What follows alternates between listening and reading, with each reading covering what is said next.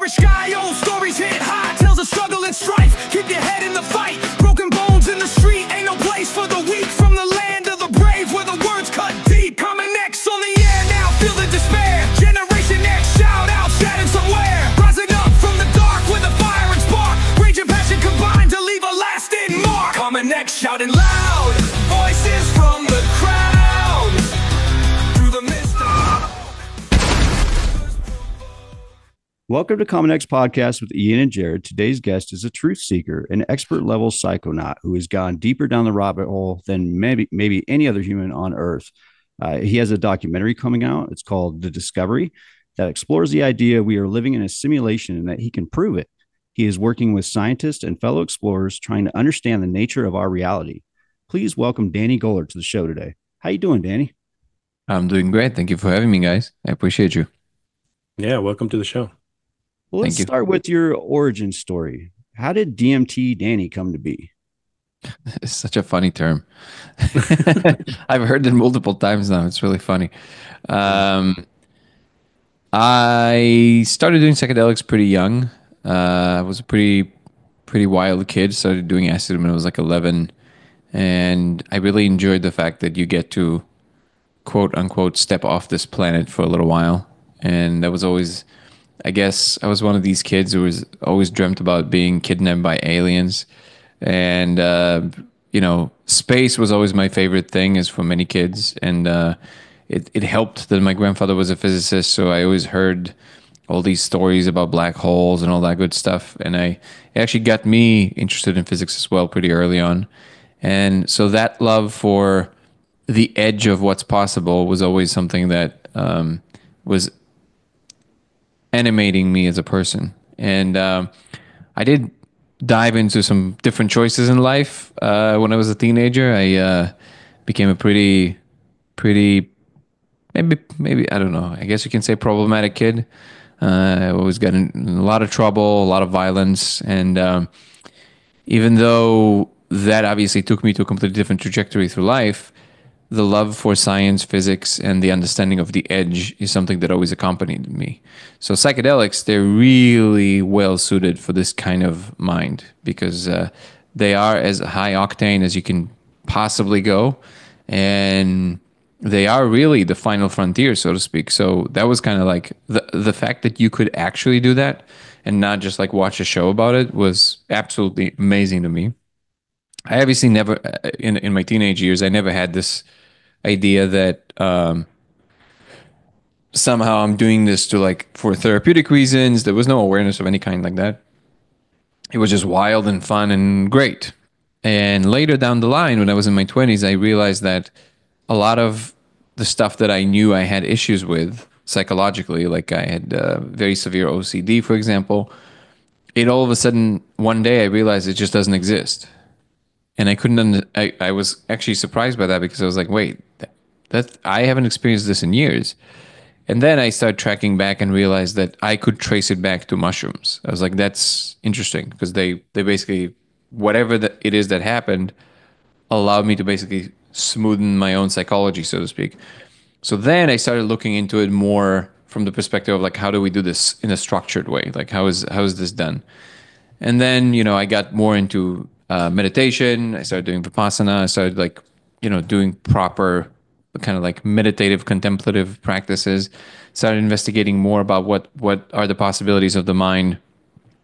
So I think that coupled with the fact that I always lived on the edge of what's possible really created some kind of a psychological environment in which I get to explore the wildest things from both the theoretical and the direct experiential perspective. And that's, I think, what shaped me as a person in terms of, becoming what some people now call DMT Danny. And then later, when I heard about DMT, just like for many people, I immediately, especially because I was already so much into psychedelics, when I heard about what DMT is, which funny enough was an old Joe Rogan rant on a radio show in Ohio. And it was before he had the podcast, and he was just ranting about it in his fun way. And I was like, okay, whatever the fuck that is, I need to know what that is. Right, you gotta try that out. There was one line in there that always stuck with me, in which he says, It doesn't feel like you're in another dimension. You are in another dimension. I said, okay, what is that? And then I tried to find it, couldn't find it, tried to extract it, wasn't very successful. Later, way later, when I moved to California, obviously found it, tried it. It didn't work for me. Maybe the first like 10 times, it just wouldn't work for me. I don't know why. But I obviously kept on trying. And then eventually when it did, just like basically for every person who experiences it, it was just I remember I came back and I was looking at the ceiling and I looked at my hand and I couldn't believe that was possible. So even though I heard all the stories and I listened to Terrence McKenna and I listened to Joe talk about it, nothing can prepare you for the real thing. And then from that point on, I became really interested in going into that space as much as possible. And it's maybe only about a decade later that the weird stuff that uh, about which we are talking about today started happening to me. That came way later. But my experience, basically, I'm only 42, but I basically have 30 years of psychedelic experience under my belt, which is kind of like, like I'm one of the old timers. So I have a very wide and deep experience of these things and how far they can go. And since I started talking about specifically about the laser experiment coupled with DMT, and that's the thing that went viral, I guess people put the sticker of DMT Danny on me, but Yeah. it's always funny to me. Yeah, I think I first heard it on like Danny Jones' podcast that I saw you on when you were talking about it. But you'd mentioned like OCD. Do you still have OCD quite a bit, or is it mellowed out or I have gone? zero gone. So it's interesting because I don't know. Did you read much about the MK Ultra experiments Yes, I'm familiar. with the LSD? Like Mhm. the stuff that they discovered with that was crazy. Like people that were alcoholics, like after two uses, they didn't want alcohol anymore. It's amazing that there's these natural chemicals out there and substances that we could use to help a lot of humanity. And I think DMT is one of them as well. What are your thoughts on that? As a blanket statement, I think it's incomplete. I know you're doing this in the service of time, of course. But first of all, I was not aware that at MK Ultra they discovered anything therapeutic. So something for me to learn, I guess. I do know that now in the modern literature, we know that particular substances are really good at treating particular things. So I don't know if anybody ever did the study with OCD and mushrooms, but it does make sense because mushrooms they're kind of the thing that it kind of opens the inner workings of your psychology very clearly, and you literally almost can kind of change them if you pay attention. It's not if you just do it without paying attention. But I always equate it to like glass. When you heat up glass, you can reform the glass. So if the glass is your psychology, mushrooms kind of heat up the glass, and then you can reform portions of your psychology, and then it solidifies into the new shape. Now, it happened to me haphazardly. I wasn't trying to do it, but yeah, my OCD was completely crazy. Like we're talking about trying to open the door handle 100 times a day. So I can still sometimes identify the pattern that is that, but it doesn't manifest itself in that way. It can go into like recursive thought, like what people would call obsessive thought. Like you can't let go of that thought. But at this point, because I have enough meditative practice, you can kind of just disengage. You can just kind of let it float free. But mushrooms were definitely involved in doing that. MDMA we know is very effective with PTSD because it Hmm. allows people to see the event that traumatized them head on without being scared of it. We know ibogaine and iboga, that whole family is really good at treating addictions. Ayahuasca is the same. I would say that from acid, and acid I think is the thing that I've done the most. And it used to be my favorite thing. I just don't do these things so much anymore because it's just simply not enough time in a day. Yeah. But it always felt to me like acid is actually the one that lends itself the least to any remedying anything. It's too there's too much oomph to it. Now it doesn't mean that it's impossible. I'm just not familiar. I'm going to read up a little bit more about that because I wasn't aware that they discovered anything therapeutic. Maybe they did some more modern studies with it. I'm not sure, but I would say with acid, it's kind of like it's a you know you don't really know where you're going to land, kind of thing. It's very random in like set and setting matter, but the acid can land you in places that are a lot more random. And with DMT, I would say DMT is obviously an outlier. It's different because it doesn't even feel like you're on a drug. Like you don't feel high. It's like you're going Right. the other direction. You're going from experiencing something through some kind of a extra veil of some sort. It's more veils are being removed. Everything is just becoming super clear. And it's almost like you experience reality for more than what it is, and sometimes for people more than they would like to interact with. But yeah, I would say that's why DMT is substantially different. And you're probably familiar with Dr. Andrew Galmore's work, and one of the emphases that he makes on why DMT stands out, even from the neuroscientific perspective, is that even if you don't talk about, just the realism of the experience itself, you can talk about the fact that the content is so coherent and it's not derived out of anything you see in your environment, which makes it very difficult to explain in terms of, well, these neurons are now firing, doing extra work, and they're making this red look redder, or they make this shape look a little bit different.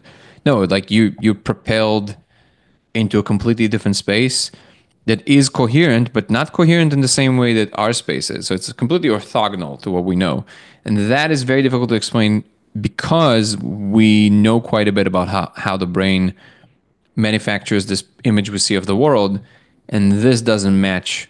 It doesn't match that model. Like it doesn't look like it's coming out of nowhere, so to speak. It's like real information coming out of nowhere kind of thing. So that in that sense, I would say from the entire gamut of all the available substances, DMT really stands out in that way. And ayahuasca, even I would say, even though the active ingredient is DMT, and it is accompanied by these visionary scenarios as well.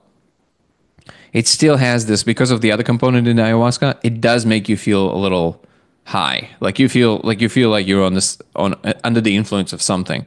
DMT, it's just I don't know if you guys partake in it. It sounds like you guys have. I Like have DMT, not yet. So okay, yeah, it really feels like there's no. Terrence McKenna used to say nothing is done to the machinery of your psychology. Like you're just normal, it's you, but then everything else changes, which kind of raises the question, wait a second, like, is this actually happening? That's really, that's really the thing that makes it stand out more than any other substance.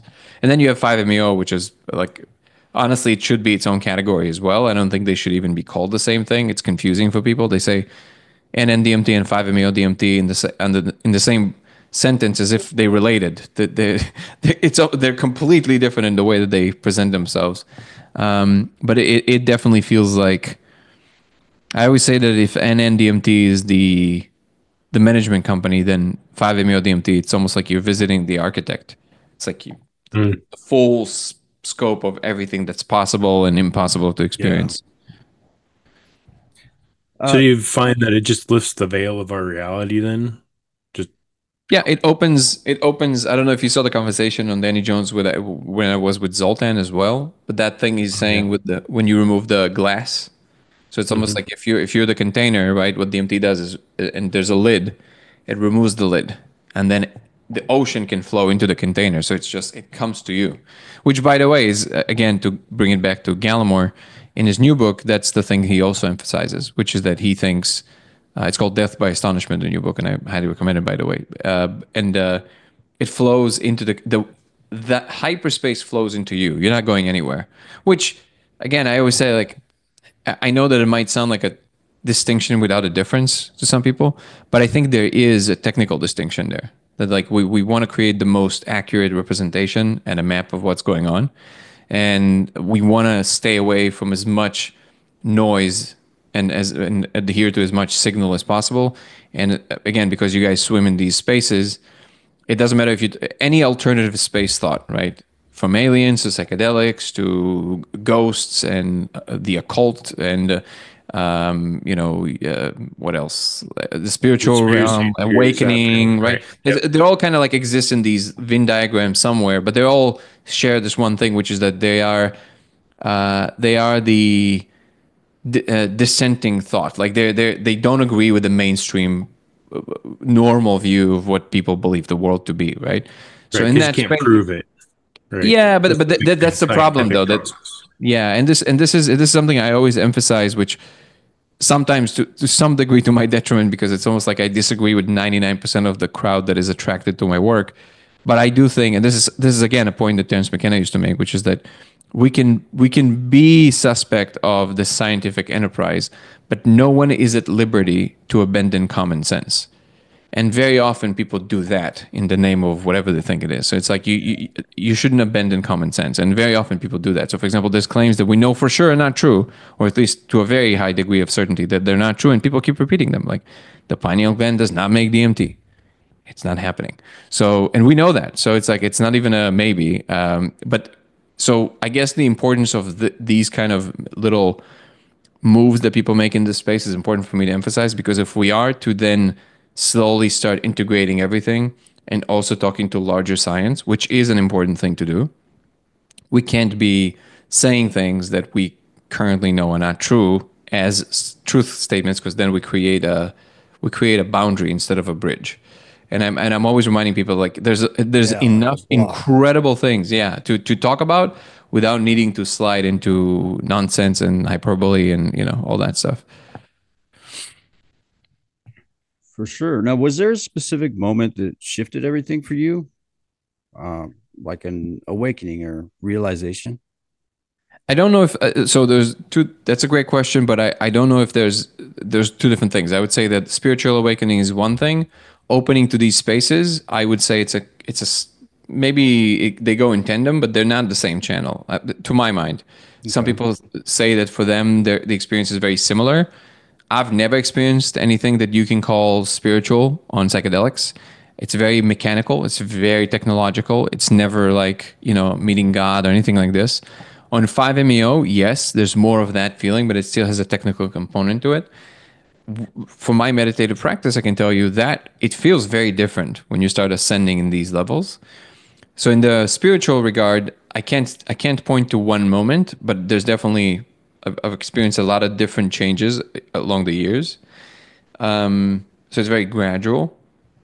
With DMT, I definitely had one inciting incident where it's the frog guy incident, where I smoked DMT one day and all of a sudden there's just this like ultra realistic experience where a frog man appeared right next to me, and I'm obviously just kind of telling it really fast, but even that moment alone, just the second that happened, I even though I've experienced DMT for over a decade at that point, I again couldn't believe it. Like I was just like, because if you take yourself through this, it's usually people experience beings kind of like they're in their periphery, or people would say, I felt there was a presence in the room.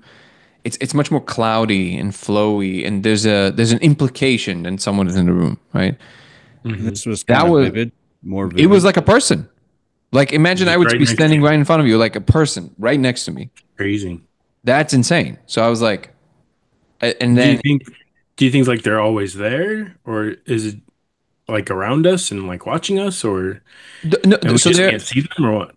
So from what I gather so far, the everything is filled with this ecosystem of many, many, many different species and beings, and they're Hmm. just living in the different channels. And then there's the ones that figured this out, and they know how to switch between the channels and see the others. And then the ones like ourselves that didn't figure it out yet, or just figuring it out.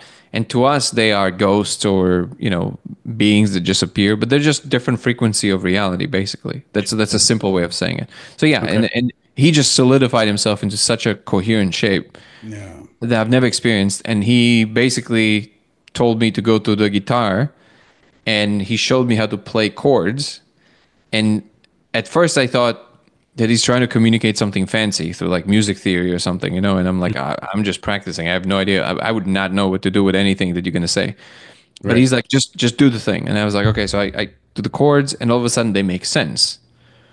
So then I understood what he was saying. He was basically saying, okay, so do you get it? Like, you don't know how to do this. I'm showing you how to do this, which means I am real. I'm giving you real information right now. So I was like, oh, like, and then I knew, okay, that changes everything for me. Like at that instance, I knew that this is real. This is not just in my head. I would say that was a pivotal moment for me, from which I then later started seeking for some answers how to determine if that space is real or not, which eventually led me to the laser discovery. Now, did people around you support your transformation in the beginning, or did you kind of face some resistance? You mean people like my loved ones and stuff like that? Yeah. Yeah. I'm already kind of a very lone wolf is the wrong word because I'm I'm social. I have a lot of friends, but I have the kind of personality that I just don't surround myself with people to begin with that would have issues with things that I'm doing. I'm only surrounding myself with people that don't judge. So and it takes time to find these people. When you find them, that's like I don't have any friend that like I have to say something and they'll be like, I mean, like then that's not my friend. Like that's not how it works. So no, I wouldn't say I was experiencing it. And maybe this is something that I'm now discovering more and more that it is a big thing for people. And I never even realized that how lucky I am that to be in the position that I'm in, that not my mom, not my sister, not my loved ones, not my wife, even my wife's parents were the only moment where I feel like I had to kind of put my coming out of the closet vibe because it's Right. like I never experienced that in my life. I don't know what that is. It was like, people hide that they're smoking from their parents. I'm like, Right. what? Like, would you live Yeah. in prison, bro? Like, what is that? Just be But it's you. like, yeah, just be you. So then, but I get it. Like, I understand people. We all have. I have my own shit, right? Everybody has their Yep. thing that they're dealing with. There's no judgment. But I never realized how lucky I am that I've ended up in this position. And that's the only moment that I can recall because they're a little bit more. I wouldn't even say conservative. They're just there's much more of a religious predispensation there, and I don't want to this in any shape or form to damage my relationship with them or with my wife. So that there was some trepidation there, but even Yeah. that like went super smoothly. They like my wife's mom is now like always well I guess my mother-in-law she's always like even in church she tries to kind of tell people what I do. She usually tells them he does How's that media, which is, going? I do Right. media. So it's like He's a but social media person. yeah. But there's a lot of acceptance so in that regard. And this is something I would, if there's anything that anybody I think should aim for, if they don't know how to be like that, like that is the ultimate freedom card. Like if you're looking for freedom, don't look into politics, don't look into it. Like just surround yourself with people that you can be absolutely yourself Yeah. with your really bad moments, and just find the people that will accept you that way. It's so liberating, and because I'm seeing the contrast, like I would have interactions with people that are. I've had numerous interactions now with people that wouldn't necessarily agree with my stance in the beginning, and they're Mhm. kind of like prominent people in science, right? And they would have, but then we would have a conversation in good faith and everything, and then there would be an understanding that arises from that conversation, and then I would realize that the thing that really is important to them is how others view it. So they would say like, just so you know, there's people that are coming to get you. I'm like, I couldn't care less. Like you do what you got to do. Like I don't. It's like my job is not dependent on it. I'm not like, I'm not pretending to say anything more than what I know, as sure as a person can know something. So we can always find a middle ground. And if somebody's not trying to find that middle ground, well, then they weren't interested in the conversation to begin with. So why would you even care about what they think? It's like I had this case recently. Somebody put out a video, kind of like quote unquote debunking the laser, which of course they didn't. But he did this whole lecture in a university in the Netherlands, and I was honestly I'm honored, like kind of to tell them why the laser experiment is nonsense. And then to his credit, he did try it, but he tried it for like, I don't know, 10 seconds and then he kind of like, got off that. Back off. And then, again, it is to his credit because a lot of people wouldn't even try it, right? Right. So, but then at the end, he did so much mental acrobatics to try and like fold what I'm saying into this ridiculous version of like such a straw man representation of what I'm saying, and how easy it is to just talk to me, right? And then he claimed in the conversation that he spoke to me, or I think he said they spoke to me. So maybe he sent somebody else to talk to me, and like that's the advice I gave them. And then I was like, I never spoke to you. So I don't know, you're either lying or or you send someone to talk to me without telling me that it's like all these. What it reveals to me is that people constantly play these invisible games in their heads about what they think others think, and like, bro, just watch any conversation of mine for 5 minutes. I'm very easy to talk to. Like, it's not there's not going to be like, I'm not going to try and pull a fast one on you. Just have Yeah, the that's so conversation. Then, weird. yeah, Yeah. it's a weird phenomenon that happens this way. But I get it. People always have these ideas about other people without actually having the interaction directly, which I also think is one of the biggest ills in the world, to be honest. Right. Like people aren't mind readers. If you want to know what somebody's thinking, just talk to them. Hmm. Why is that so hard, people? Come on. Yeah, just to ask. Huh. What do you believe DMT reveals about the true nature of reality? Well, that's the multi-gazillion space dollars question, right? Yeah. I think that DMT is a channel opener. It basically allows your brain to interact with wider world models. So if you live in an infinitely informational space, and each informational space you can think of it like a radio station, then you locked in this radio station where things look this way, and that's what your brain specializes in doing. But then when you smoke DMT, I think it opens the gate. So then more informational channels get to flow into the receiver, but you're not in the habit of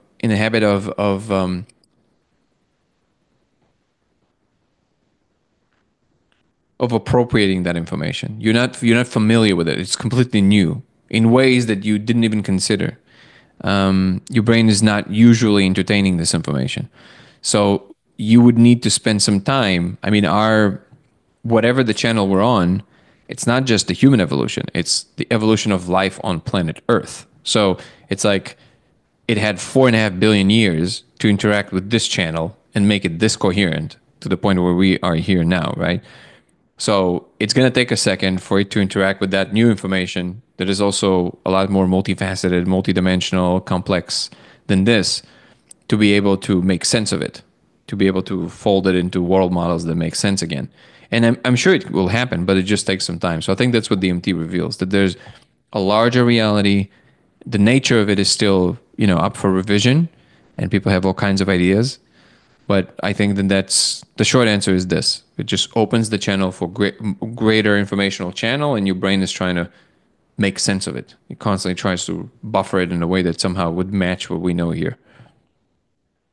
So do you think that like discovering DMT and being able to see that reality or through the simulation, I guess, is that something as a species, like we're supposed to like evolve through maybe to try and figure out the nature of our reality and where we come from and what our Yeah. purpose is? Yeah.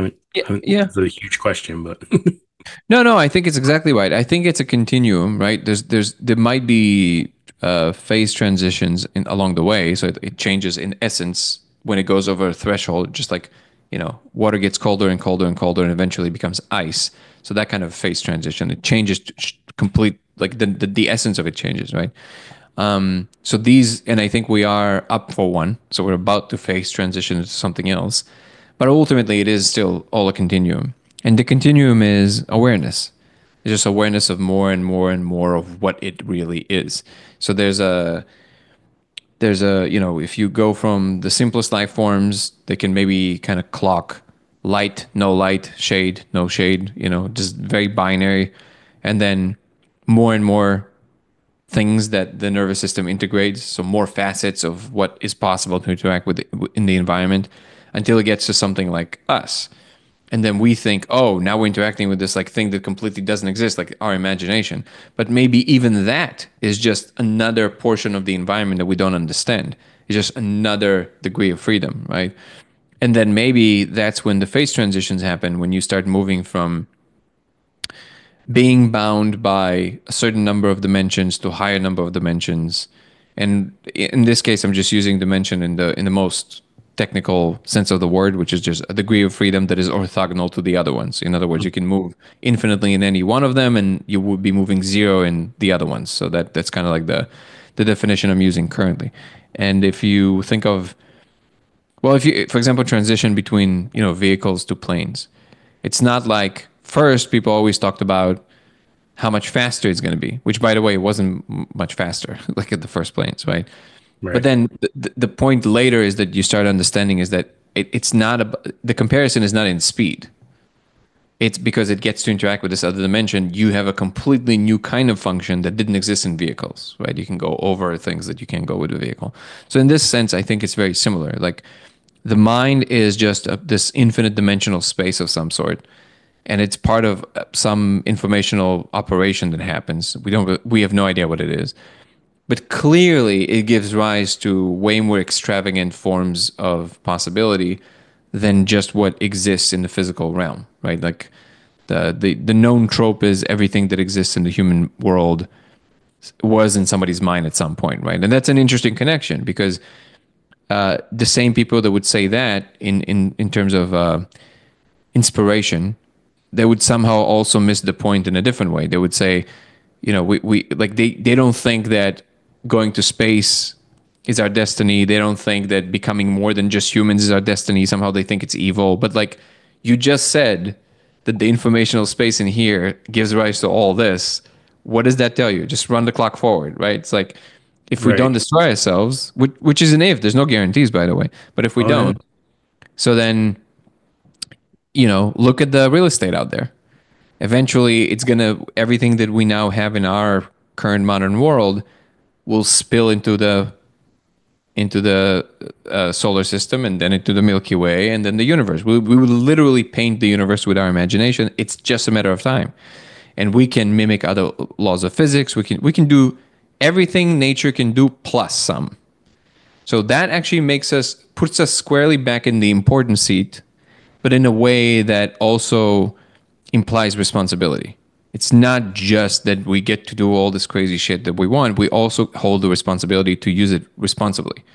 And if we will, and that's the thing that might be sound a little bit like a novel punchline. I don't know if it feels to me like it's correct, but I do think that certain secrets the universe will only allows beings that are proving that they can be trusted. So I think that there's something about the lack of wisdom. It's almost like a self-correcting mechanism. Maybe the self-destruction is it, right? So it's like if you don't have enough wisdom to know what to utilize these very powerful tools for, it's kind of like by definition, you would use it against yourself in a way that is detrimental. Versus if you have the wisdom of how to look at things and look at the connectivity and the transcendent ideas, then by definition, you will be exporting this beauty into the universe and possibilities, and you're not going to be acting out of this greedy attitude of like I'm going to go and I'm going to get and I'm going to move on. You're going to be acting as an artist. You're going to be like almost like a technological artist. You're going to use these technologies to traverse the universe and paint it with more and more beautiful things versus just taking something away. I know it sounds a little bit too poetic to hold water in terms of like technology, but I do think there's a connection there. There's something about that just doesn't open for a species that doesn't know how to align itself with the proper goal in the universe. So is it kind of like a responsible progression then? Like, because people don't just get this off their, first hit of DMT or whatever, right? They kind of progress into this kind of what we've just described is being able to paint more beautiful things and being ready for it, like the universe being ready for that. So is that what it's like? It feels like it's a natural progression of responsibility, kind of. That is a beautiful way of putting it. Everything I just told you is kind of just a download of my current model that I've built for years and years and years. It's a lot of understandings that I put together in a story, but and it's not just from psychedelics. It's reading brilliant people and thinking about what makes sense in terms of what we should want as a species. It sounds to me like that's a pretty noble goal. Like can we get our act together and then go and make the universe even more beautiful than what it is with the blessing of the universe?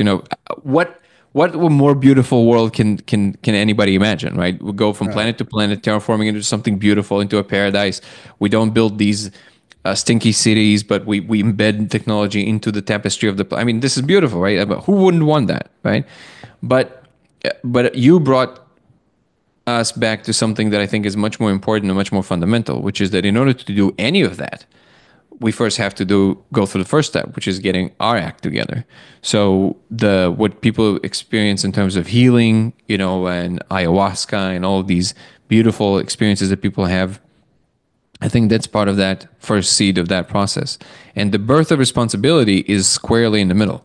I think the second you start healing yourself and all your,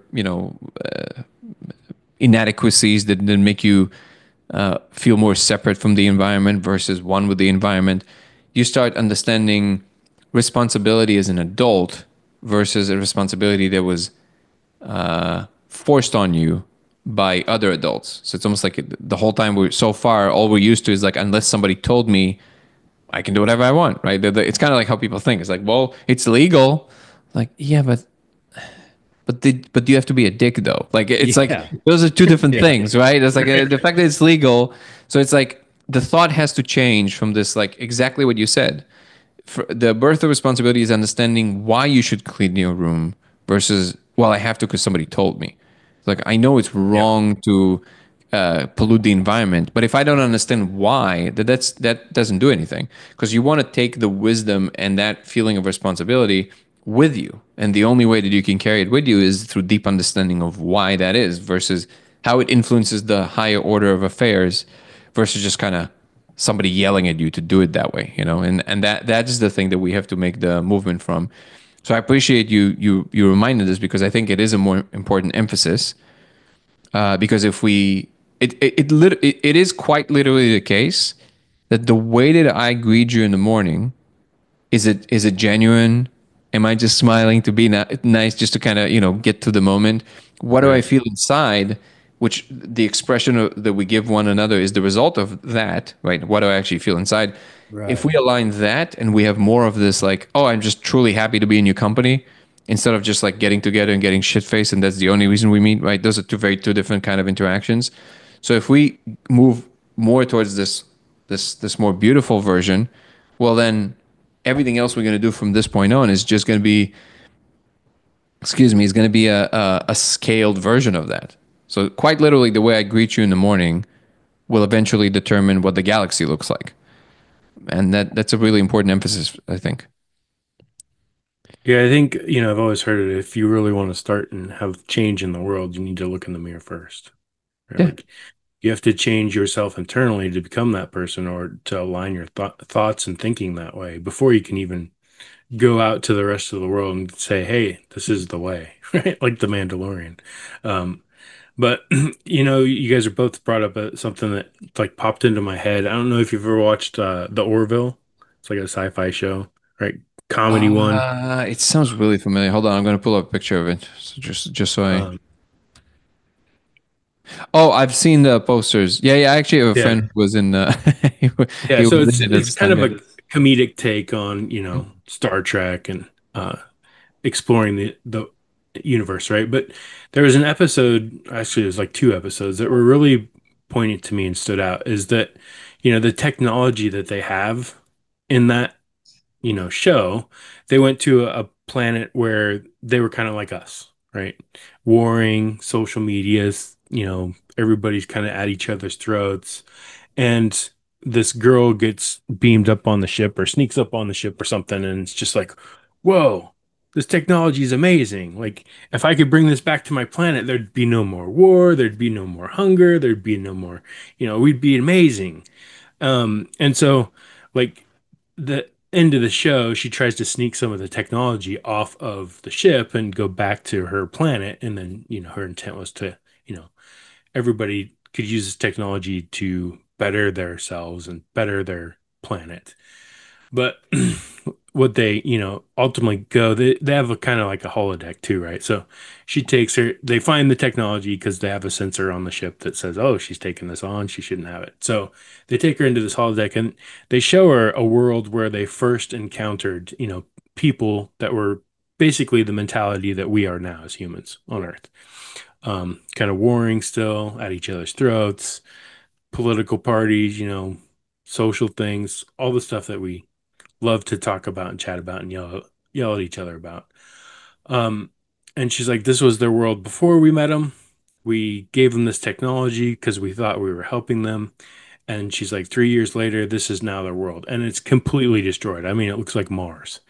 And she's like, they weren't ready. They weren't ready for that technology mentally or socially. Yeah. So we can't just give them the technology because then they'll just destroy themselves. So I think humans need to get into that shift of consciousness, stop being that. I say it all the time, and it's honestly, it sounds like a broken record, but we need to get out of the society of me's and become a society of we. Right? Until humanity shifts to that, towards that way of thinking, we're not really ever going to fix the problems on this planet. Until we Um, all realize yeah. we're all one species living on the planet and we act that way. Like something we do here in America could affect somebody over in Africa, right? Or somebody in Africa doing something over there could affect the whole rest of the world. But I don't know, like, is there a message from like your travels through DMT that like resonates and can help people come to that realization, or what do you think? Yeah, I couldn't agree more with everything you said. I think it's there's just no other way. It's so clear, you know. Or another way of putting it is, we are that technology, the thing out of which everything emanates, including, by the way, all the chat GPTs and all these things that we think they're out there. That's Right. all us. That's all literally a mirror of what we're doing, right? And the kind of things that we are, if we use the amplifying technology, it will amplify that. But if you're just amplifying for the sake of amplification, what you're going to get is what you see in social media. There's nothing inherently bad in social media. It's also a wonderful tool. Right. However, if all you amplify is, if what you optimize is the amplification and nothing else, then that's what you're going to get. You want to amplify the thing that are truly inspiring. And it is a slightly contentious point, because then you say, well, how do you know that what's inspiring to you is not inspiring to someone else? That's true, but I do think that we all know what we mean by that. It doesn't necessarily have to be just like, you know, what is one person's cup of tea is everybody's got. Like, it doesn't have to be everybody singing "Kumbaya" all day, and that's what we're showing out of it. But we know what that means. There's certain messages that we, I think, all universally as humans, we can all kind of look at it and go like, yeah, like everybody can get behind that, you know, and even the everything that I just painted as this picture of like what I find extremely beautiful, you know, going out there and exploring and all of that. That's not everybody's cup of tea. For some Right. people, that's awful. They're like, "What are you talking about? I just want to stay in my garden." I was like, "Beautiful. Cool. That's the thing you should be doing." But all I mean is that there's going to be incredible progress in all of it. Imagine the kinds of gardens we can build, if we how much more we can do of that if we understand and connect to the world even more, right? And one of these things, and this is a point that I'm making very often, that I think is very often forgotten, that sometimes in the name of kind of this attitude of let's bring it back to nature, let's bring it back to organic, let's bring what is being done there, that very often the baby is being thrown with the bathwater. We're basically, it sometimes metastasizes into this version of like, let's de-emphasize what we are so nature can do its thing, which is not what it's about, because we are part of what nature is doing. Nature did not ask you to de-emphasize yourself. Nature asks you to align yourself with the rest of what it is doing. You are a tool that is so magnificent that nature wants nothing more than you expressing yourself more than you ever have before. Just not in a way that goes against the grain of everything else. That's all. And that is the alignment. It's not about, and this is where the self-loathing starts, and that becomes a whole other type of cancer, right? Of like people Mhm. thinking that people are evil, and that's how we view ourselves, right? That's not true at all. We are incredible tools. That, by the way, just a quick reminder: if a celestial event happens, like the one that wiped the dinosaurs out, well, the only ones that can potentially save the biosphere is us. So that's a pretty neat responsibility, right? Right. And if talking about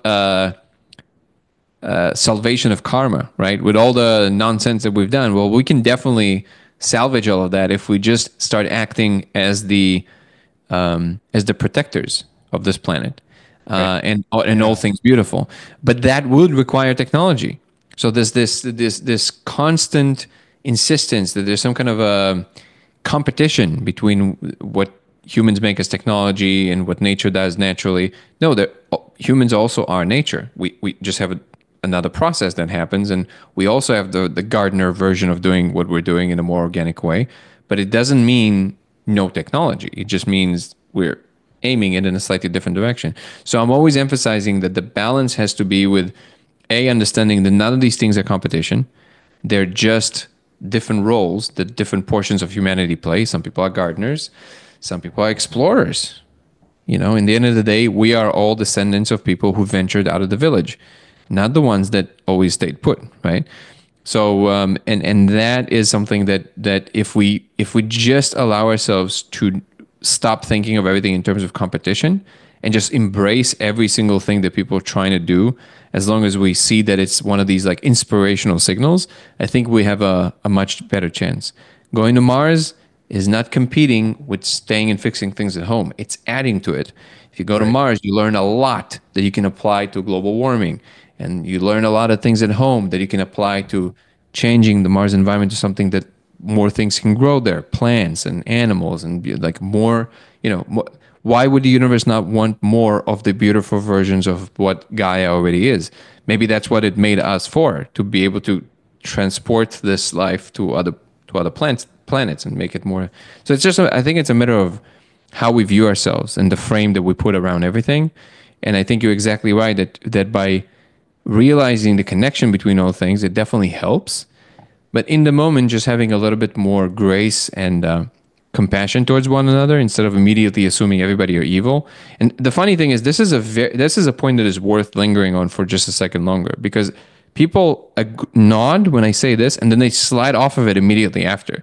Right. They say, exactly, like I wish people like Peter Thiel would understand that. It's like, dude, right. What did I just say? Or Trump, right? Or whoever, right? Yep. Why is it out there? Yeah. What is it? What did you do today to make things better? That's the question.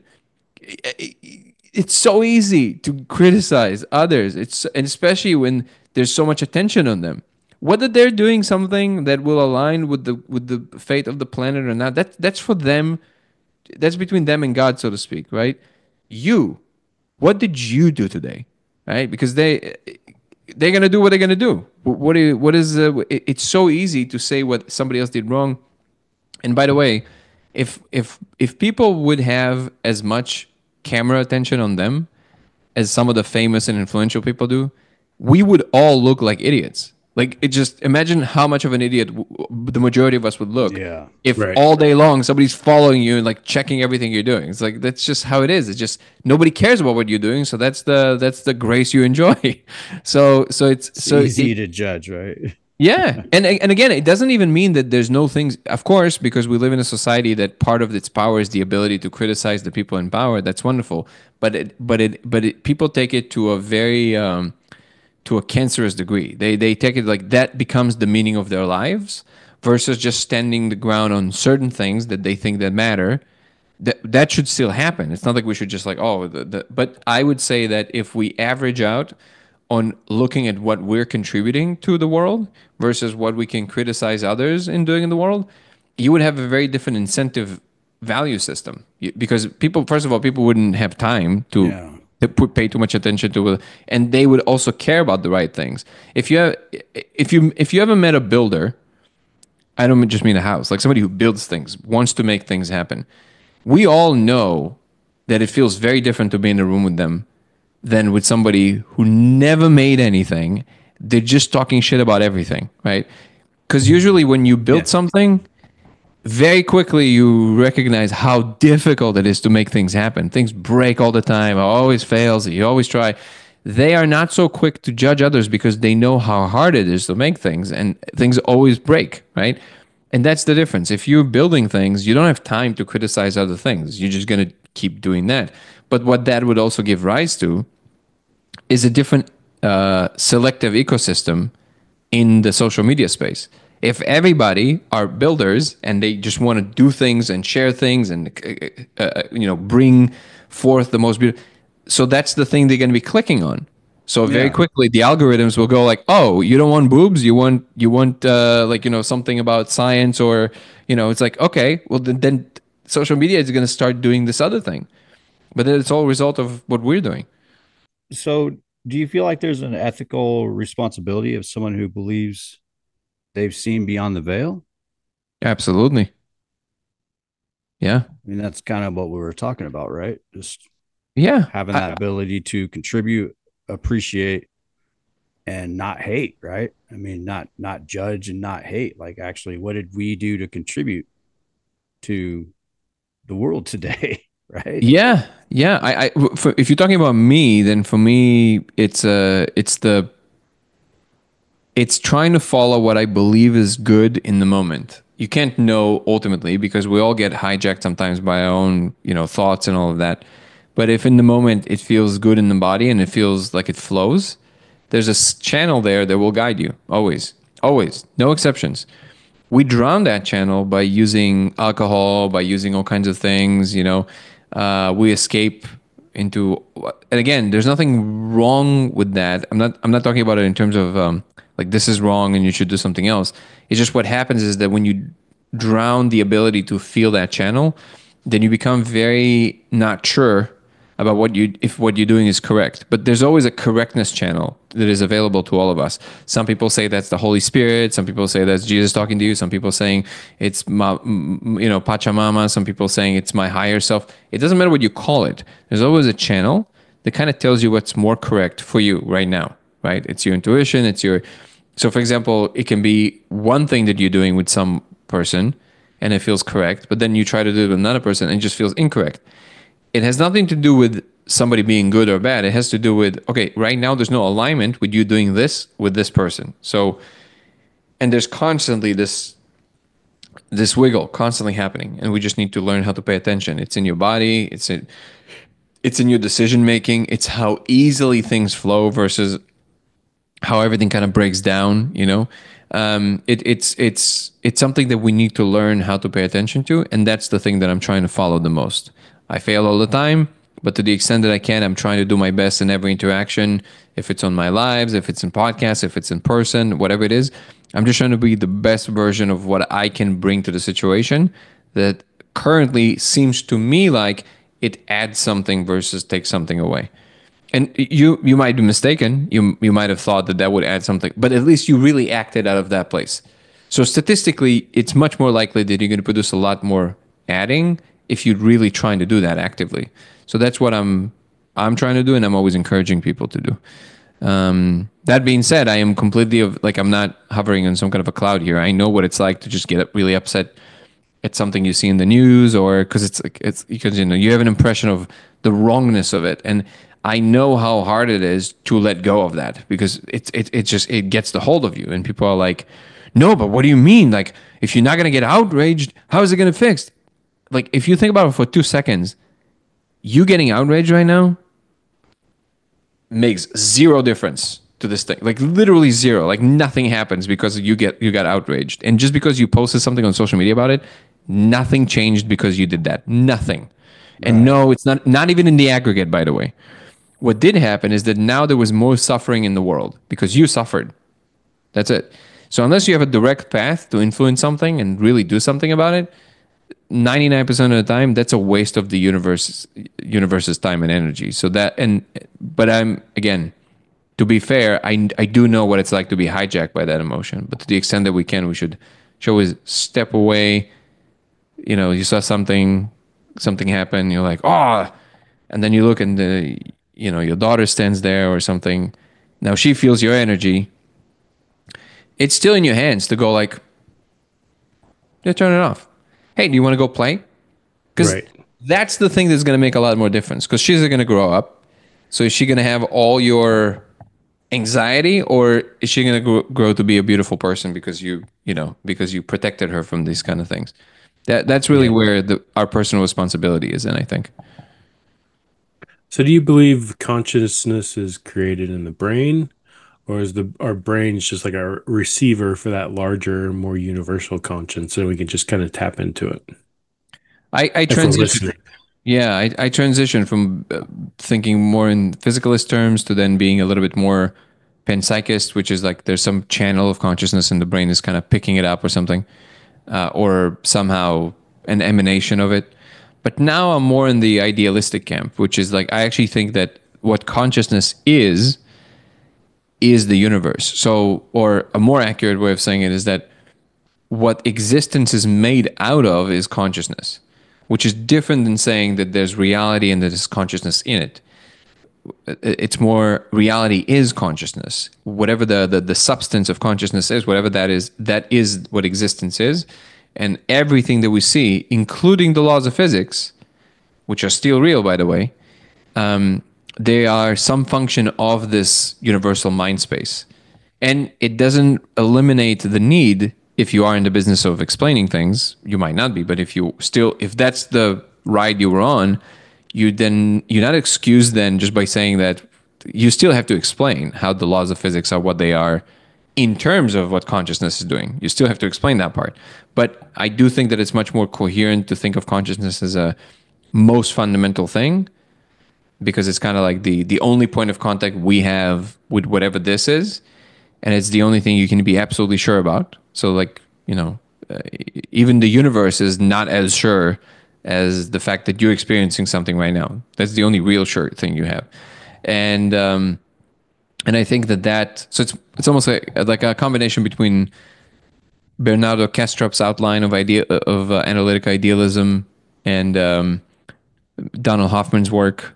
I don't know if you're familiar with like kind of the consciousness is fundamental and the space time arises from it, and they kind of talk about mathematically how that happens.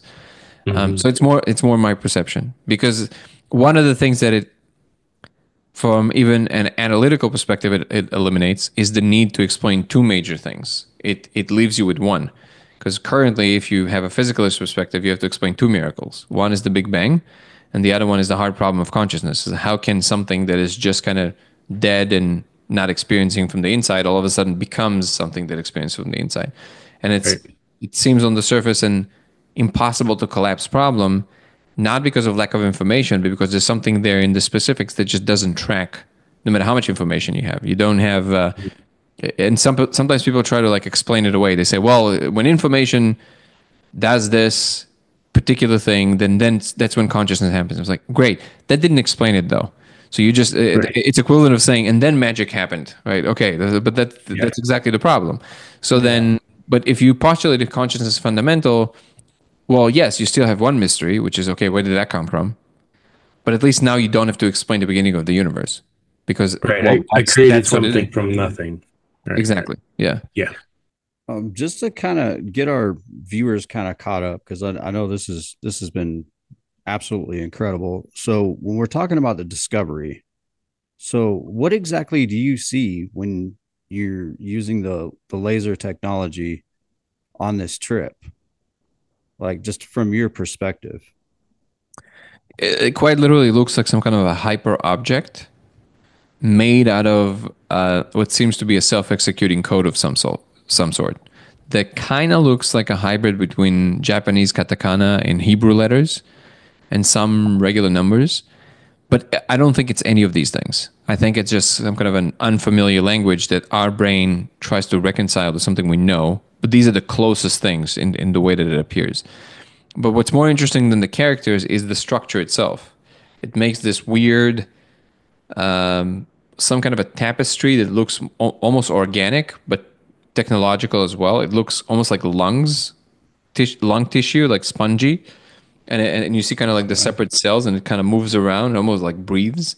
But then also, it's made out of these buckyballs that are made out of these language characters. They're infinite in number, just enormous, and it runs infinitely into the z-axis, and you see it everywhere. And it's both the buckyballs rotate, and there's these giant columns. They're arranged along.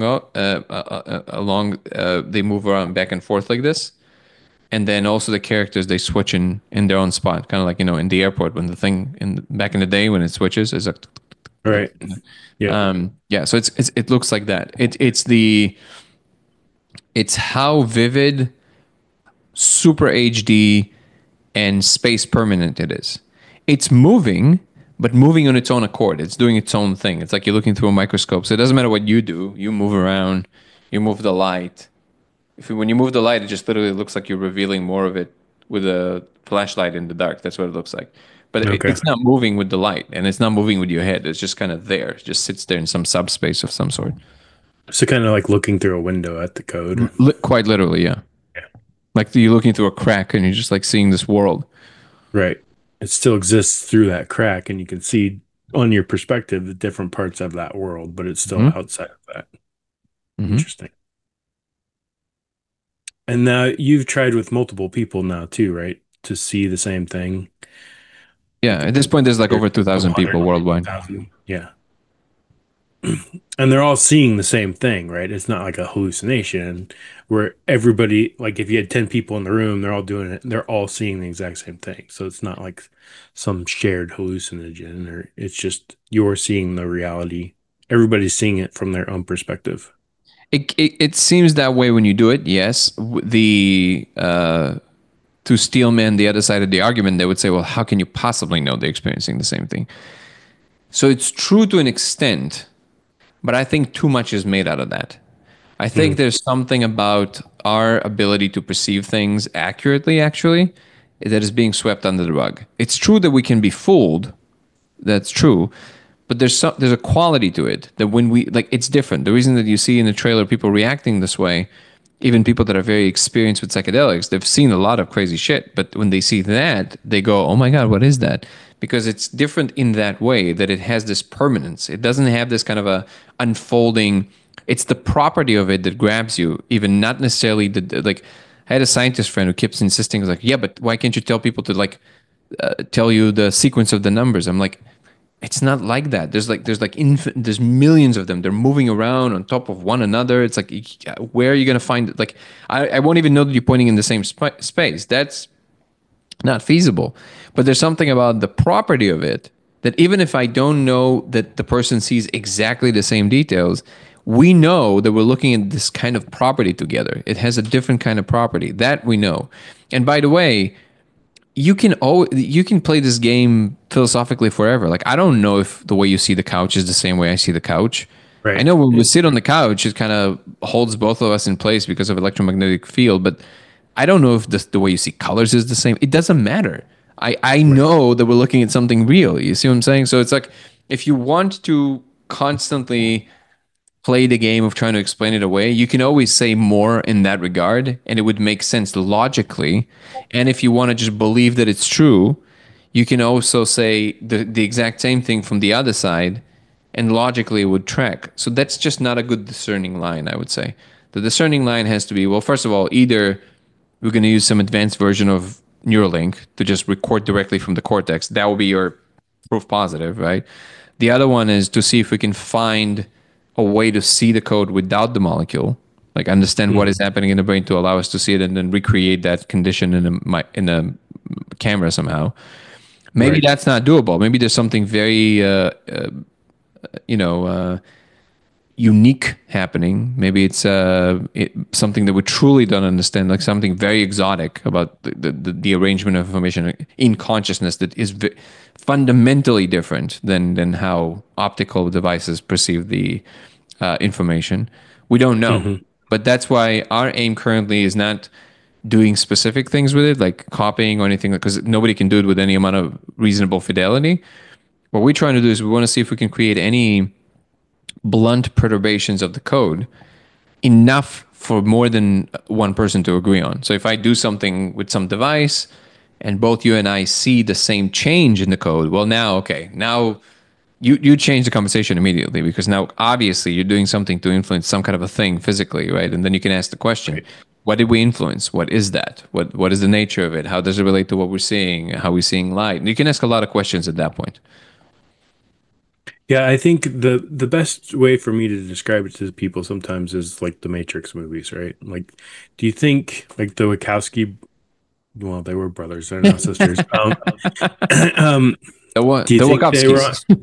Wachowskis? Do you Wachowski. think they were on DMT and that was kind of their explanation? No, Like, I don't think you have. I don't think they have the slightest clue they were onto something. okay, I think that what happens with artists is that they are very attuned to things they themselves don't even know, and the reason they're so attuned is because they're not trying to explain it. They're not moving through these filters. I actually think that Douglas Adams was straight up onto something. I think that what he outlined in the Hitchhiker's Guide to the Galaxy, with the Earth being the computer calculating the ultimate question, is yep, exactly what's going on. It's just yeah, that it's not the Earth, it's the multiverse. The multiverse is the computer that calculates the ultimate question. So then, does he know? If you ask Douglas Adams, he was very secular. He would tell you, abso-fucking-lutely not. This is just some shit I made up. But he was right, on. He picked up on a signal, and I think that yeah, signal came through him, and this is why the book is so brilliant. And I think the same is with the Wachowskis. They're brilliant. They're phenomenal filmmakers. Clearly, it's not just The Matrix, right? Be from Vendetta, and so right, so I think they're just very attuned. And you know the story, I'm sure, right? It's just the sushi menu that they reversed, yeah, and yeah. So, but little did they know that the Matrix constantly kind of comes through the signals that you yourself don't even recognize, even if it's coming through you. right. Interesting. All right, so I asked an AI, what questions would you ask Danny? It came up with some interesting ones. You ready? Sure. So, do the beings or entities you encounter ever lie or give false information? And how do you discern truth in that DMT space? Wonderful question. Um, they can definitely be obscure. Definitely can be obscure. I do think that there's sometimes people think that it's just kind of like a perfect, they must be so advanced, so they must just know how to say everything to us. My Right. experience tells me that's not the case. I think they, in many ways, are also trying to figure it out, because there's a lot of, if you're trying to communicate between cultures, so imagine how difficult that is, right? And then imagine, Yeah. so you get the picture, right? It's very difficult Yep. to kind of know how we even perceive versus how they perceive and all of that stuff. Right. So the best thing you can do, it seems to me, is that to show things by action, which is always funny to me because we always think of like they can just read your mind, and yeah, they can read the information in your mind, but it doesn't mean that they automatically would know what that means. So I think that what they read more than anything is the combination between the kind of noises we make and the kind of actions we take. It's also why I believe the reason that ceremony is so important when we're doing these things is because the ceremony tells them, oh, they're getting ready to do this thing we know to connect to us. We know because they're doing this dance. So that Hmm. obviously signifies to them that we're ready to do the thing. When we're just saying words, it might not be that clear. So that's first of all. So just like in every space, I always say, if you think about it for 2 seconds, like people always think like they go into the space and they welcomed me. There's a welcome commission. It's like, do you Right. think that beings from other dimensions have nothing better to do than just to wait for you Wait there? around for you to Wait come around. to. When are they coming? We Yeah, it live for doesn't them to sound come here. likely. It's like, It doesn't Welcome sound to likely. Hawaii. Here's your leg. it's like, is it not more likely they're just doing whatever and you just show up and then something happens? It's just like you go to New York. So people Right. say, the beings told me. I'm like, who told you? Like you go to New York and you ask some random guy about the nature of reality. It's like Fuck they whisper, you. yeah, they whisper to the Right. guy next to them. They just kind of go like, get a load of this shit. All right. So, Right. Hey, you anyways, got a dog. and then you just make shit up. It just tells you all kinds of, it's like, so Right. it's like, Yeah. Yeah. so even obviously I'm exaggerating because they would also, I'm pretty sure that as Terrence used to famously say, like if you would hope that species that are that advanced technologically, ethics and good taste would follow suit, right? So it's not necessarily the case, but usually there's some, a little bit more transcendent in nature. But still, there's just like in New York, you have all kinds of folks. In Hmm. hyperspace New York, you have all kinds of folks. That's definitely the case. So the Oh, question yeah. of how do you discern if it's a good signal, bad signal, whatever that is, that's a great question. I think that over time, I've managed to discern where the signal comes from, and there's no special abilities involved. It is the same thing we do when we enter a clique or a group of people and we interact with them long enough. When you've been part of the same group of friends for a long time, you already know who's the confabulator, who's the person who always shows up on time and before everybody. You know people's character, right? Right. So when somebody says something, you take that with the frame of who they are and how they are in relationship to everybody else in the group. I've done these things so many times that over time I do think that I've kind of gathered enough of information to kind of know how these beings talk and why, how these beings talk and why. And there is this signal in the middle that started happening to me after I started talking about the laser, which for all intents and purposes feels like an official statement from the government. It's no longer like open source, just folks telling you shit. It's like, no, pay attention. This is an official statement by the leaders of whatever we are, right? Right. And that is the only signal that I'm reporting on. Under some conversation of like trip reports and stuff, yeah, we can talk about all kinds of fun things. But when I'm talking about the things that I'm saying about the space being simulated, the fact that they're insectoids, the fact that they are like a management company of this layer, but there's many, many, many others. All of these things were information that I've gathered from official statements from the government. Those are not just like random things that I picked up. Interesting. So have you ever brought anything back that's like usable information from your experiences, like knowledge that had like real world impacts or anything like predictive or anything?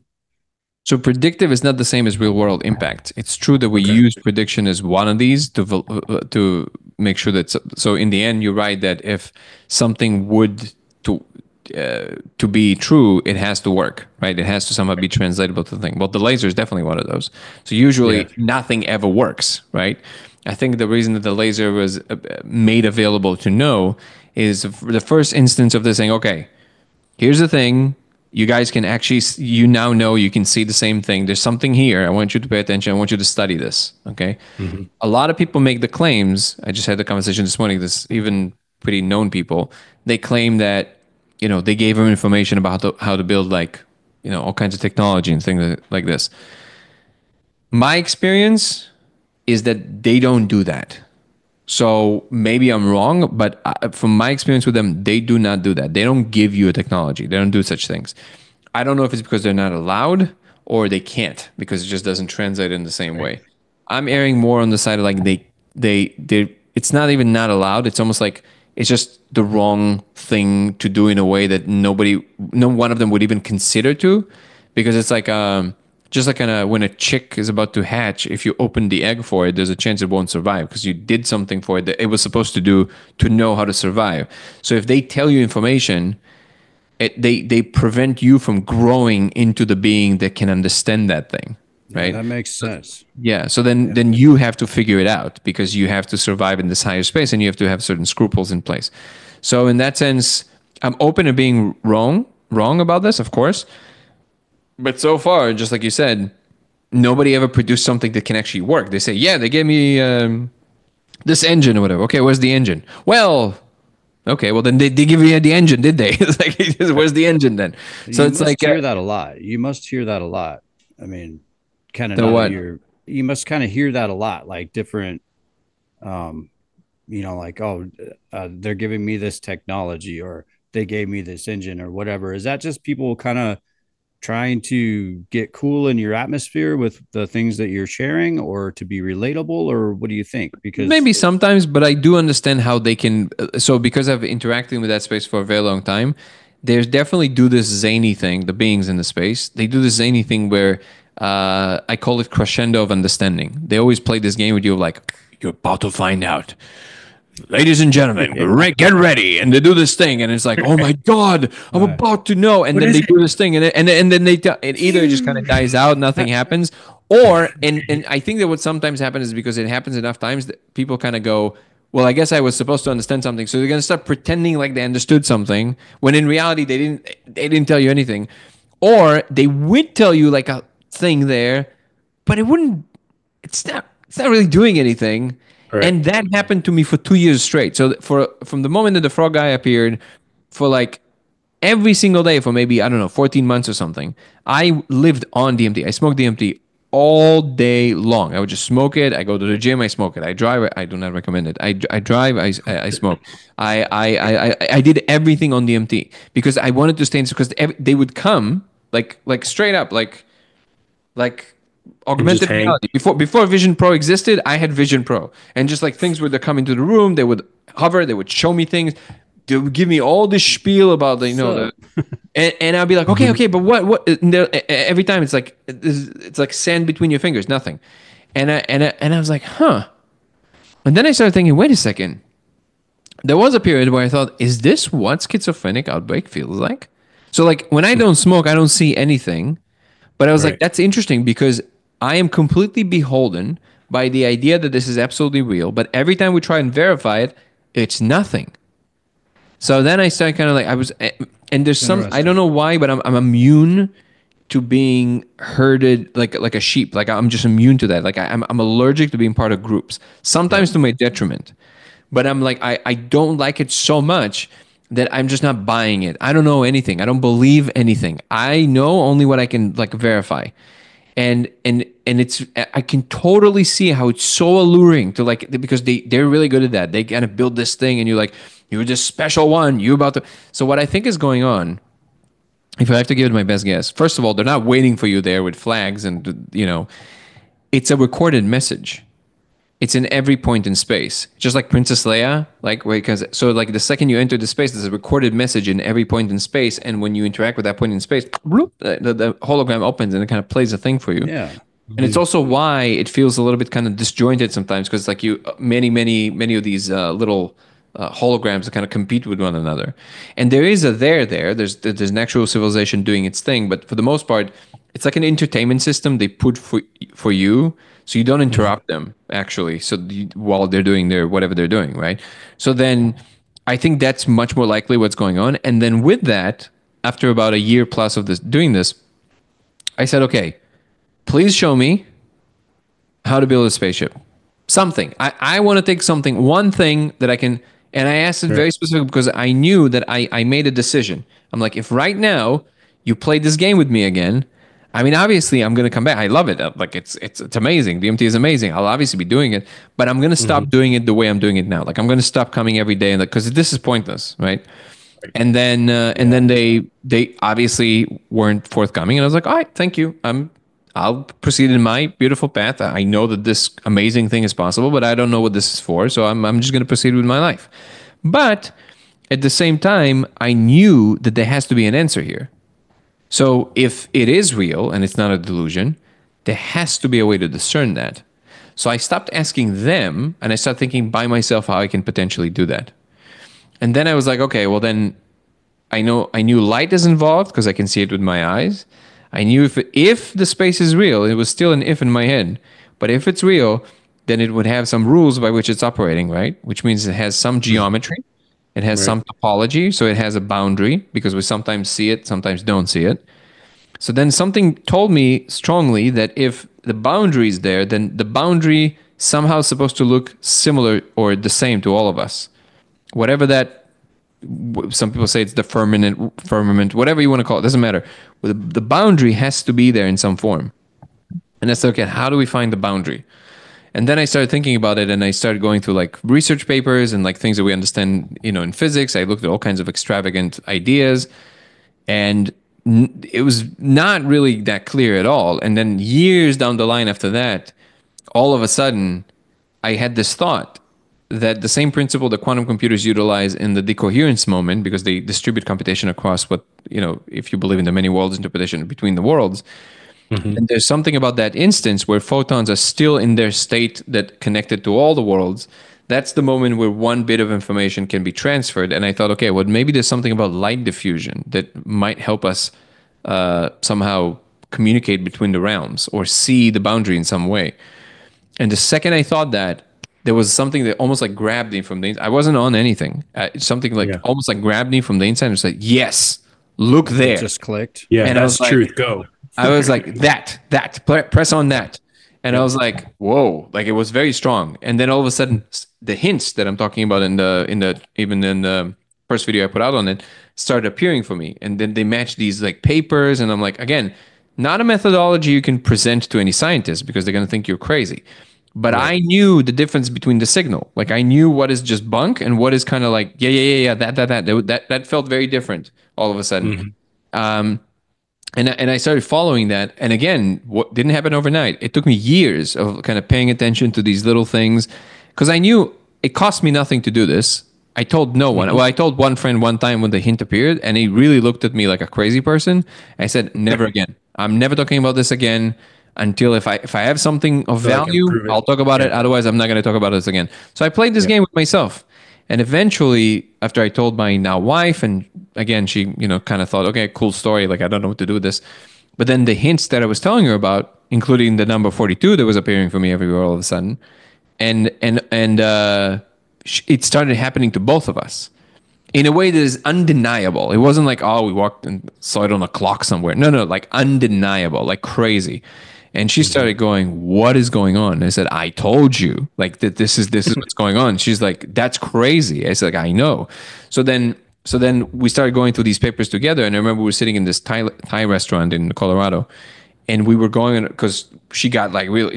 The second she started seeing it happen, she went. She was like, "This is insane." So we started going on our phones through all these like different papers. Like I always say, like kind of like Charlie Day in the basement, just like connecting all the dots. Yeah. And we looked at each other almost at the same time. I remember, and we just went lasers. She's like, "Yep." I go like, "Okay, I don't know what that means." So then Yeah. I bought the thing. It took me like 3 months to get to me because it was COVID. Everything was shut down. Yeah. Built the laser, built the circuit, smoked DMT, boom. And I was like, whoa, that I did not expect to see. So it's like, Yeah.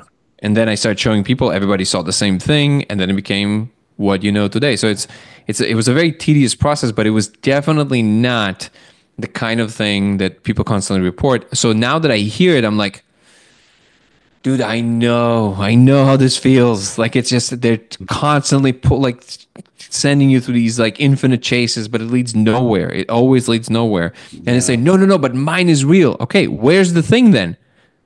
I don't have the thing. I'm like, well, then it's nothing, is it? Like that's exactly my point. Like unless you can make it, I think, and this is my prediction that I can, this is I guess is going to air, so it can be as record. My intuition, the same intuition that told me in the beginning to look into the thing, that, and it's funny because I told this to Gallimore when I met him, like, and then a year later I didn't produce anything. So I've said this before, but I do feel that in the next maybe 6-7 months we will have some kind of a breakthrough. Just because also the people that are entering the picture now, they're like serious engineers and scientists, and we're gonna have a much bigger thinking power together. Hmm. I do think we'll be able to discern something that we couldn't understand before. All right. So that lends to the question, do you think people are ready to hear the truth you're trying to share?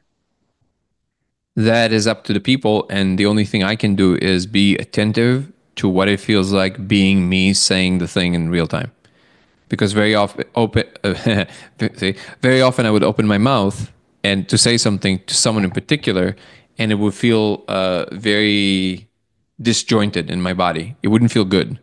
Then I would Hmm. know that's not a good. That's not. You shouldn't be doing this. But when it flows, then I know it's fine.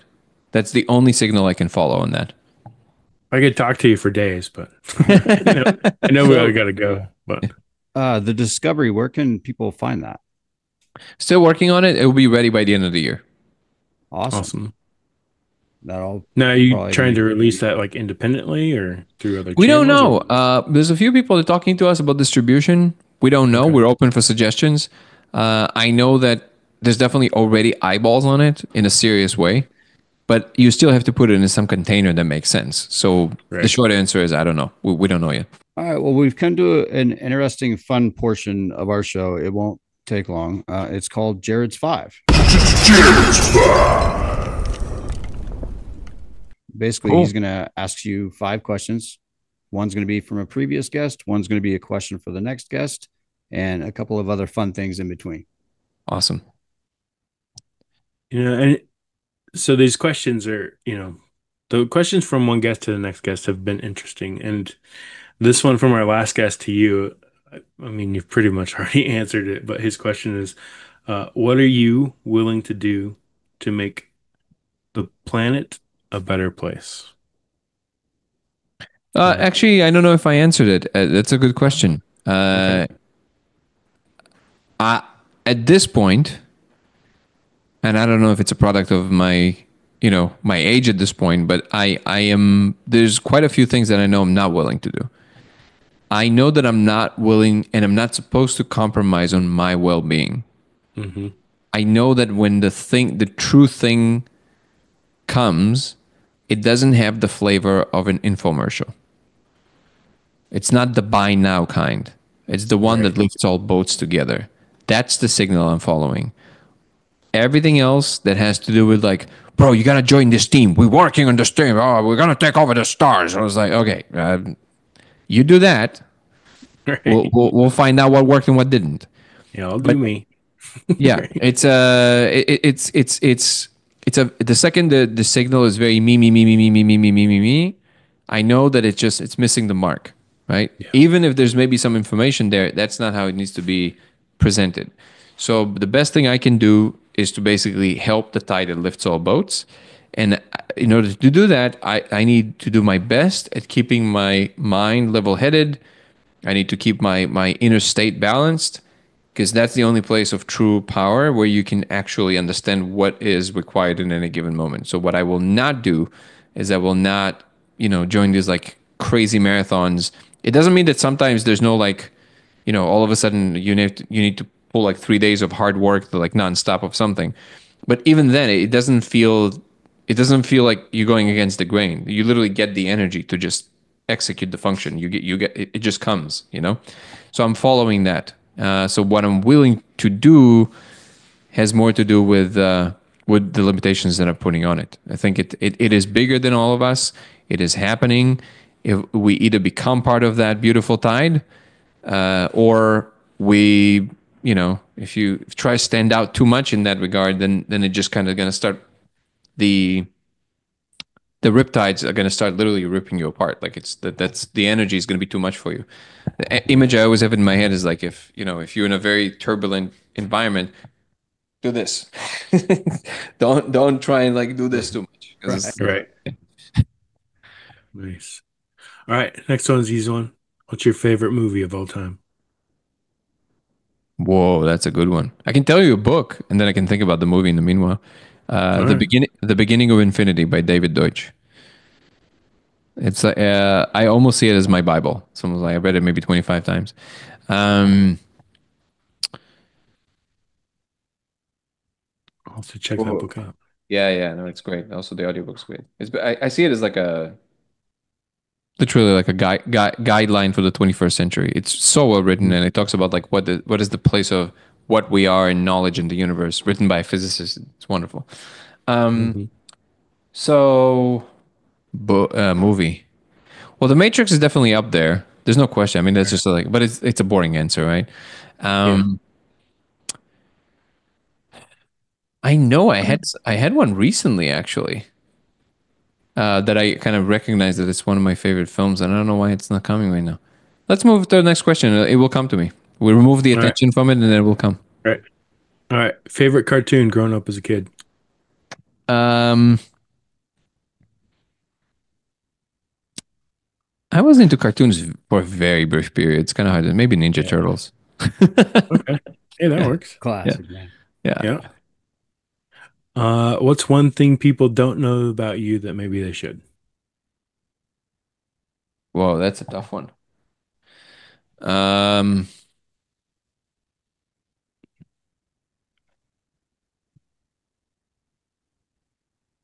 I'm a lot more sensitive than I come across. Hmm, that's good. All right. If you could go back in time and tell your teenage self one thing, what would it be?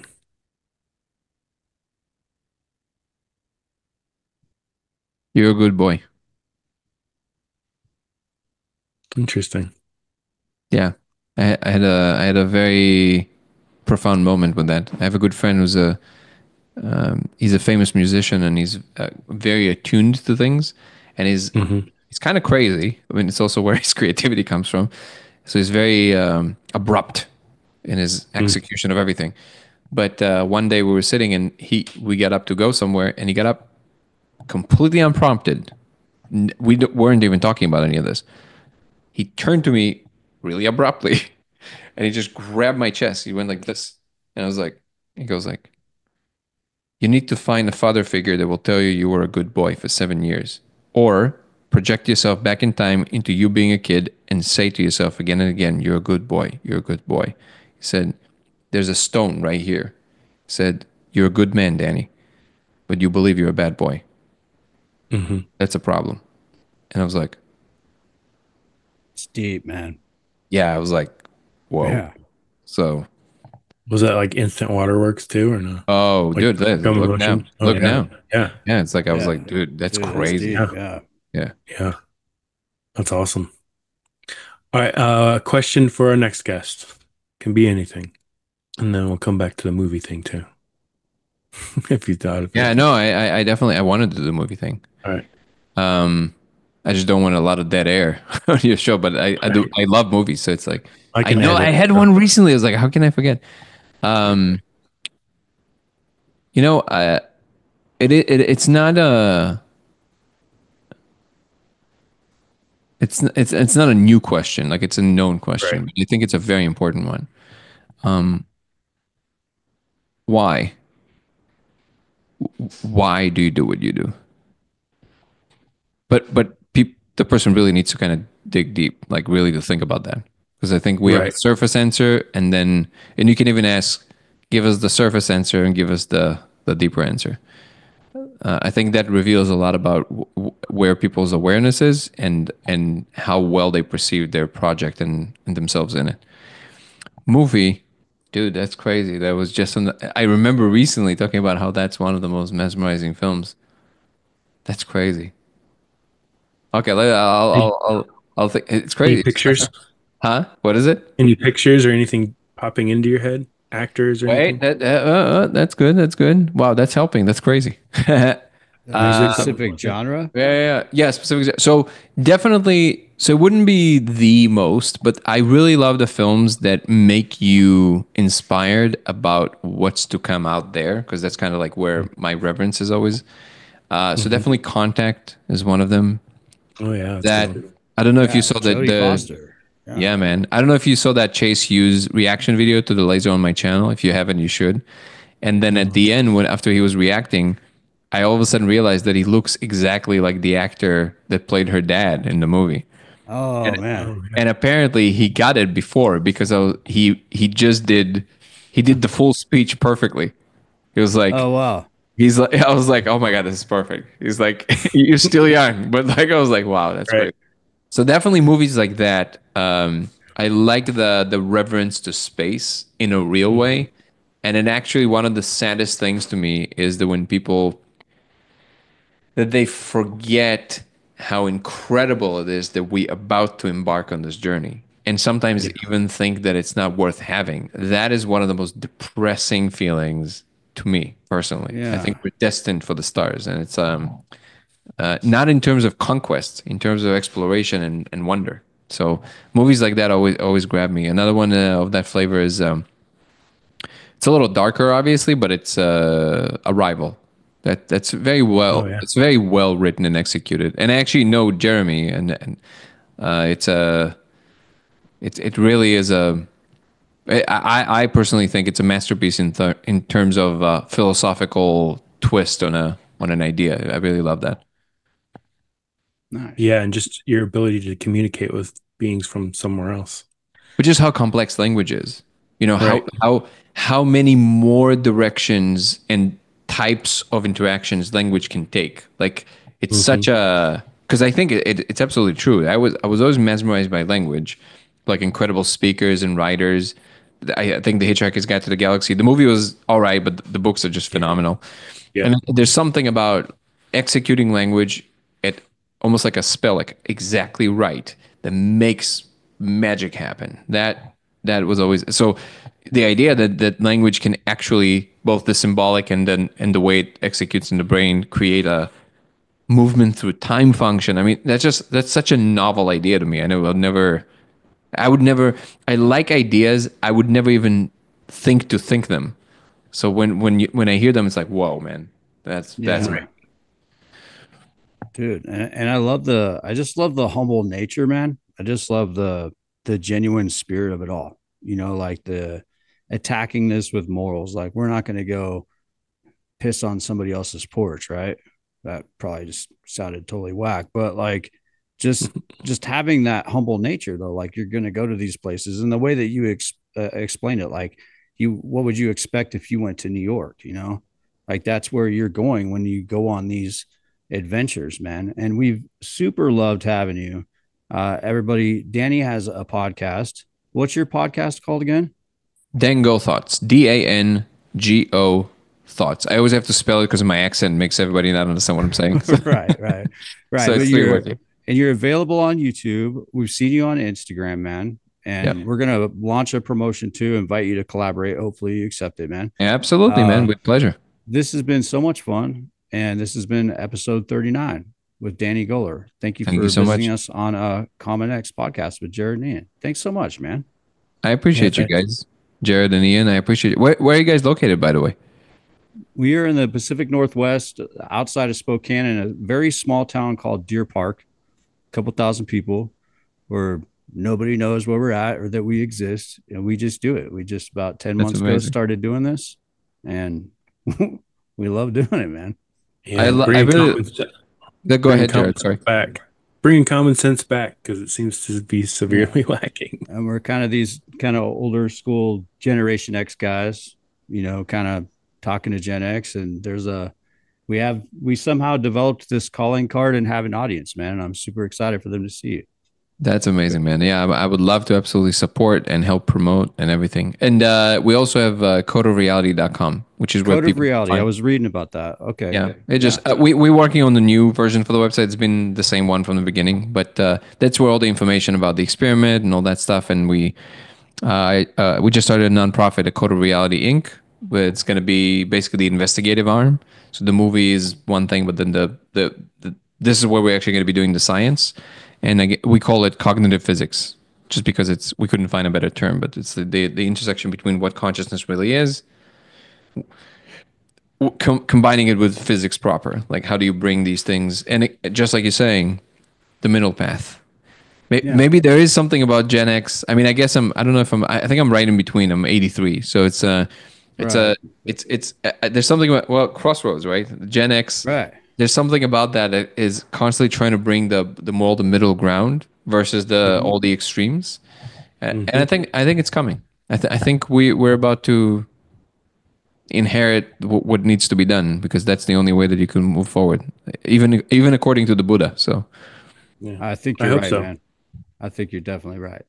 So we hope you come back and join us, man. Especially like you get that movie out or any new revelations on your website or anything like that. Please come back. We loved having you.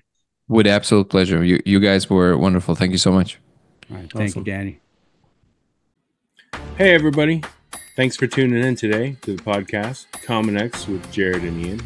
We really appreciate you guys and would love your support. So make sure you click that subscribe or like button or follow us on all our social media platforms and on YouTube and Spotify, because that would really help us out. And that helps us bring more episodes to you guys every week, and hopefully from, content that you guys want to see. So reach out, TikTok, YouTube, leave comments. If there's anything that you guys want to see or any guests that you want us to try and get on, let us know. We do have a good lineup coming. So thank you again. We love you guys. Thanks for your support. And we'll see you next time. And remember, common sense isn't that common. So that's why we're bringing common sense back from Generation X.